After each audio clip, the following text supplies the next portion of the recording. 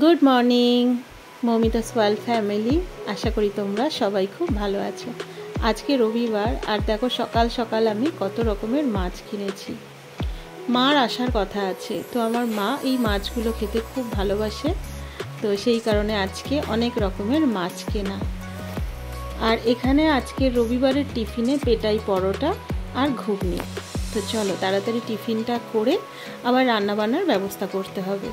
আজকে একটু সর্ষে ইলিশ আর তার সাথে চিংড়ি মাছ দিয়ে রান্না হবে, ভাপা টাইপের হবে। তা করবে রান্নাটা আমার বর। তো চলো তার প্রিপারেশান রেডি করি। খেয়ে এই যে ও এখন কাজু, পোস্ত, টক দই সমস্ত কিছু একসঙ্গে পেস্ট বানিয়ে নিয়ে মাছের সঙ্গে মাখিয়ে দিয়েছে, আর আমি তার উপর একটু সর্ষের তেল ছড়িয়ে দিলাম। তো এটা ভেপারে রান্নাটা হবে, ভাপা হবে, ভাপা ইলিশ। আর কিছু চিংড়ি মাছও ওর মধ্যে দেওয়া আছে।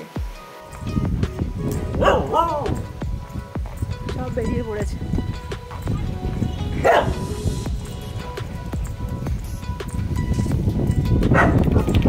সংসারের অনেকটা কাজ এগিয়ে রেখে এখন প্রায় 12টা সাড়ে 12টা বাজে। আমি একটু বেরোলাম বাজারে, একবার যাব বাজার কলকাতায়। তো আজকে এক জায়গায় যাওয়ার আছে, সেই কারণেই বাজার কলকাতায় যাওয়া।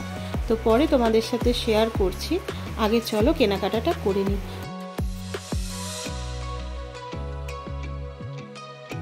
বাজার কলকাতা থেকে ফেরার পথে এত মুষলধারে বৃষ্টি এলো যে একটা দোকানে আমাকে ঢুকে দাঁড়াতে হলো। তারপর বৃষ্টি থামার পর আমি টোটো করে বাড়ি ফিরলাম। আর যে দোকানে দাঁড়িয়েছিলাম সেখান থেকেও টুকটাক কিছু নেওয়ার ছিল, তো সেটা নিয়েই আমি দাঁড়িয়েছিলাম বৃষ্টিটা থামার অপেক্ষায়। বেলাতে বাজার থেকে আসার পর আমি আর কোনো ভিডিও করতে পারিনি, এত বৃষ্টি হয়েছে, মানে আস্তে আস্তে পুরো ভিজে গিয়েছিলাম। তারপর এসে পুজো টুজো চান টান করে পুজো করে খাওয়া দাওয়া করে একটু রেস্ট নিয়েছিলাম। আর এখন রেডি হয়েছি এক জায়গায় যাব বলে। তো একজন আমার খুব কাছের এক রিলেটিভের বাড়িতে যাচ্ছি। তো যদি সম্ভব হয় ভিডিও করার অবশ্যই তোমাদের সাথে শেয়ার করব, তা না হলে বাড়ি ফিরে আবার দেখা হচ্ছে। চলো।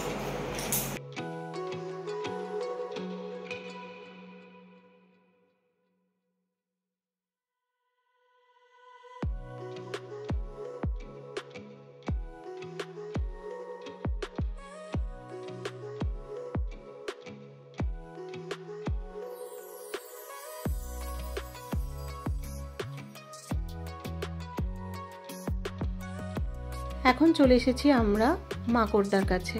মাকড়দার এই অন্নপূর্ণা মিষ্টান্ন ভাণ্ডার থেকে ও একটু মিষ্টি নেবে। আমরা এখন যাচ্ছি বালি উত্তরপাড়ায় স্বর্ণদীপদের বাড়ি। স্বর্ণদীপ হচ্ছে ওরই অফিস কলিগ, আর স্বর্ণদীপের সাথে আমাদের একটা ফ্যামিলি বন্ডিং রয়েছে বহু বছরের।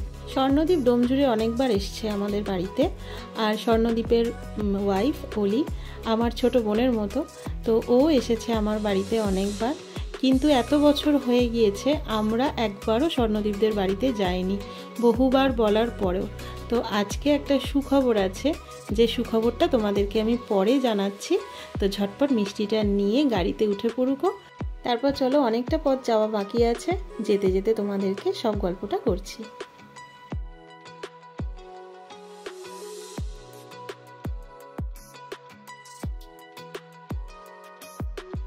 চলো, মিষ্টি নেওয়া হয়ে গেছে, এবার গল্পটা করতে করতে পৌঁছে যাই। 2013-14 সাল থেকে স্বর্ণদীপ আর গৌরাঙ্গর সঙ্গে আমাদের আলাপ। স্বর্ণদীপ আর গৌরাঙ্গ হচ্ছে আমার হাজব্যান্ডের অফিস কলিগ। তো এই দুজনকে আমার ছেলে মেয়ে মুনিয়া বাবাই খুব ভালোবাসে, নিজের কাকার মতো। আর স্বর্ণদীপ তো অনেকবার আমার বাড়িতে এসেছে, আর আমাদেরকে অনেকবার ওর বাড়িতে যাওয়ার কথা বলেছে, কিন্তু আজ পর্যন্ত আমাদের আর ওর বাড়িতে যাওয়া হয়নি। তো এর জন্য আমাদের সত্যি খুব খারাপ লাগে। কাকিমাও অনেকবার বলেছে যাওয়ার জন্য, আমরা এখনো পর্যন্ত যেতে পারিনি। কিন্তু আজকে গোপু সোনাকে দেখতে আমরা স্বর্ণদীপের বাড়িতে যাচ্ছি। স্বর্ণদীপের একটা ছোট্ট সোনা হয়েছে, তো তাকে দেখতেই আমরা যাচ্ছি স্বর্ণদীপের বাড়ি। গৌরাঙ্গও অনেকবার যেতে বলেছে আমাদেরকে, কিন্তু সেখানেও আমাদের যাওয়া হয়নি। গৌরাঙ্গর বিয়েতেও যেতে পারিনি, আর ওরও একটা ছেলে হয়েছে, তাকেও এখনো পর্যন্ত দেখতে যেতে পারিনি। তা গৌরাঙ্গর বাড়ি যেহেতু কৃষ্ণনগরে আর অনেকটা দূর সাপেক্ষ, সেই জন্য এখনও যাওয়া হয়ে ওঠেনি। তবে কোনো এক সময় অবশ্যই গৌরাঙ্গদের বাড়িতেও যাব আর ওর পুচকুসোনাটাকেও দেখে আসবো। আর স্বর্ণদ্বীপের তারপর তো বিয়ে হলো, আর ওর যে ওয়াইফ অলি, সে এখন আমার খুব কাছের বোনের মতোই বলতে পারো। অলিকে আমি নিজের বোনের চোখে দেখি আর ভীষণ ভালোবাসি, খুব মিষ্টি একটা মেয়ে। আমরা দুজনে একটা নেটওয়ার্ক মার্কেটিংয়ে কাজও করি, আর আমি একদম বাইরে বেরোতে পারি না একা। তো এই সমস্ত গাড়ি ঘোড়ার রাস্তা এগুলো একদমই আমি চিনতাম না, কিন্তু ওই অলির সাথে বেরিয়ে বেরিয়ে আমি অনেক রাস্তাঘাট চিনেছি আর অনেক চালাক চতুরও হয়েছি। এই দেখো দক্ষিণেশ্বরের মাকে দেখা যাচ্ছে এখান দিয়ে। উত্তরপাড়ায় প্রবেশদ্বারের আগে এই যে ব্রিজটা পড়ে, এখান থেকে দক্ষিণেশ্বরের মায়ের মন্দিরের চূড়াটা দেখা যাচ্ছে। আর সব লোকজন এখান দিয়ে যাতায়াত করার সময় মাকে একবারটি প্রণাম করে তারপর যাচ্ছে। আমিও একবার মাকে প্রণাম করে নিলাম আর তোমাদেরকেও দর্শন করিয়ে দিলাম। ওই দেখো উত্তরপাড়ার প্রবেশদ্বারটা কি সুন্দর হয়েছে। তো এখন এখানে লম্বা জ্যাম লেগেছে, সেই জন্য দাঁড়িয়ে রয়েছি, দেখা যাক কতক্ষণে গিয়ে পৌঁছাই।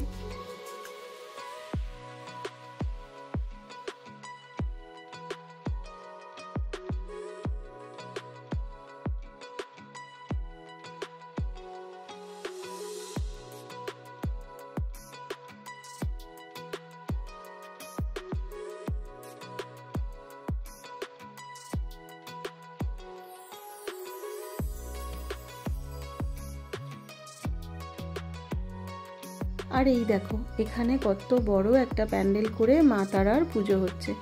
কালকে যেহেতু কৌশিকী অমাবস্যা, সেই জন্য এখানে তারা মায়ের পুজো হচ্ছে।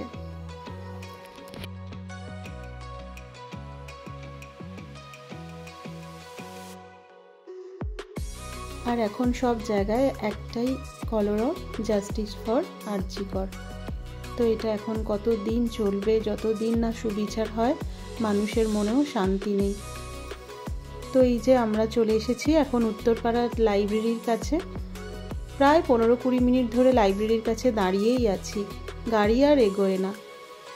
জানি না কেন এত জ্যাম হয়েছে। ডোমজুর থেকে উত্তরপাড়ায় আসতে লেগে গেল প্রায় 1.5-2 ঘন্টা। আমরা 5টায় বেরিয়েছি আর এখন 7টা বাজতে যায়।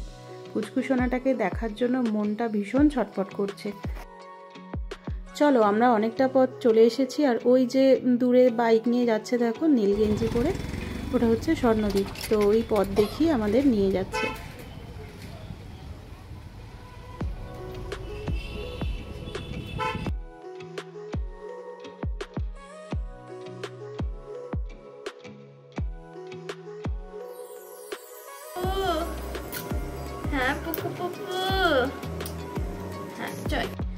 এই দেখো আমাদের সিনেমার হিরো, এটা হচ্ছে অলি, আর এটা হচ্ছে আমাদের গোপুসোনা, স্বর্ণদ্বীপ আর অলির পুচকুসোনা।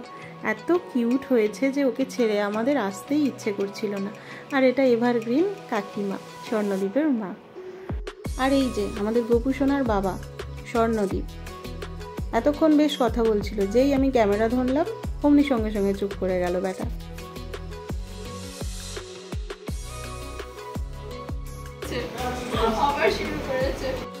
তারপর অনেকক্ষণ বসে গল্প করলাম, আর গোপুসোনার সঙ্গেও সন্ধেটা আজকে দারুণ কাটালাম। আর এখন বাড়ি যাওয়ার পালা, তার আগে একবার সবাই এক ফ্রেমে চলে এসেছি।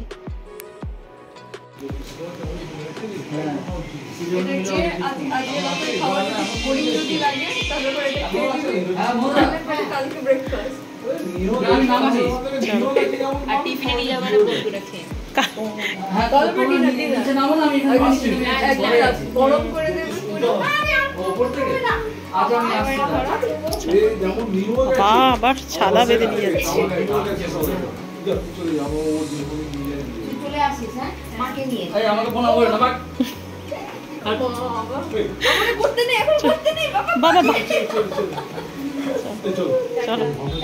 মনটা খারাপ তো হয়েই গেল, কারণ পুচকুসোনাকে ছেড়ে একদমই আসতে ইচ্ছে করছিল না। তো চলো বাড়ি তো ফিরতেই হবে, কিছু করার নেই। আর এই যে আমরা নিচে নেমে গিয়েছি, চলো এবার গাড়িতে গিয়ে বসি। বাড়ি ফিরতে হবে, ফিরে আবার একটা নিমন্ত্রণ বাড়ি আছে।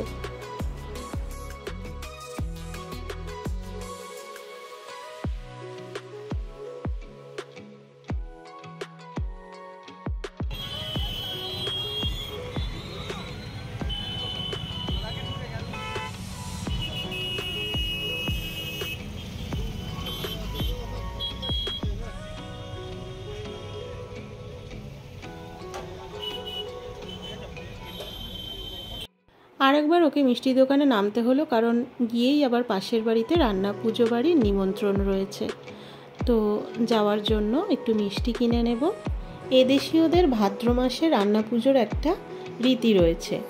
তো আমার বাপের বাড়িতে বুড়ো রান্না পুজোটা হয়, তারপর 4 দিন ধরে বিশ্বকর্মা পুজো হয়। তো এই যে ইচ্ছা রান্নাটা ভাদ্র মাসে শুরু থেকেই অনেকের বাড়িতে স্টার্ট হয়ে যায়। তো এই রান্নাতে হয় ভাত হয়, নারকেল কুড়ো দিয়ে ডাল হয়, অনেক রকম ভাজা, ইলিশ মাছ ভাজা, ইলিশ মাছের ঝাল, পোনা মাছের ঝাল, তারপর চালতার চাটনি, এই সমস্ত কিছু রান্না পুজোর খাবার হয়। তো চলো, এই যে আমার ভাজাভুজি পড়ে গেছে, ইলিশ মাছের তেল, ইলিশ মাছ ভাজা পড়ে গেছে, আমি খাওয়াটা শুরু করি, তারপর দেখা হচ্ছে। স্বর্ণদীপ বলিদের বাড়ি থেকে তো এসেছি, তখন প্রায় 10টা বাজে। আর এসে আমি বাড়িতে ঢুকিনি, আমরা পাশের বাড়িতে আজকে রান্না পুজো, ভাদ্র মাস পড়ে গেছে, তো অনেকের বাড়িতেই ইচ্ছে রান্না হয়। তো আমাদের নিমন্ত্রণ ছিল, সেখানে খাওয়া দাওয়া করে আমি বাড়ি ঢুকলাম।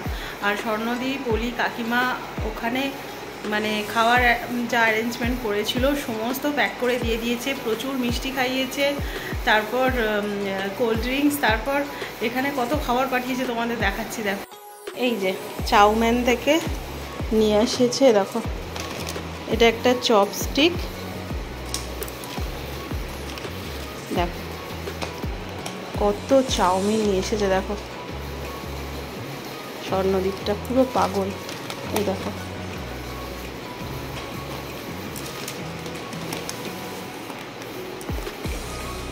তো এত মিষ্টি খেয়েছি ওখানে, কোল্ড ড্রিঙ্কস, তারপরে আমরা আর খেতে পারিনি। আবার রান্না পুজোয় নিমন্ত্রণ ছিল, তো সমস্ত দিয়ে দিয়েছে। তো চাউমিনগুলো সমস্ত আমি এখন ফ্রিজে ঢুকিয়ে রাখলাম, কারণ আর তো খাওয়া সম্ভব নয়। তো কালকে ওটা আমরা ব্রেকফাস্টে খাবো। আর থ্যাংক ইউ স্বর্ণদীপ, বলি কাকিমা, তোমাদের অনেক অনেক ভালোবাসা, খুব ভালো লাগলো আজকে গিয়ে। তো চলো, ব্লগটা আজকে এখানেই শেষ করছি। দেখা হচ্ছে পরবর্তী একটা ব্লগের সাথে। ততক্ষণের জন্য খুব ভালো থেকো, সুস্থ থেকো, আর সবাইকে ভালো রেখো। আমার চ্যানেলে যারা নতুন তারা চ্যানেলটাকে প্লিজ সাবস্ক্রাইব করে ভিডিওগুলো দেখে কেমন লাগছে অবশ্যই কমেন্ট করে জানি। তাহলে চলো, আজকের মতো গুড নাইট, টাটা। দেখা হচ্ছে পরবর্তী একটা ব্লগের সাথে, টাটা।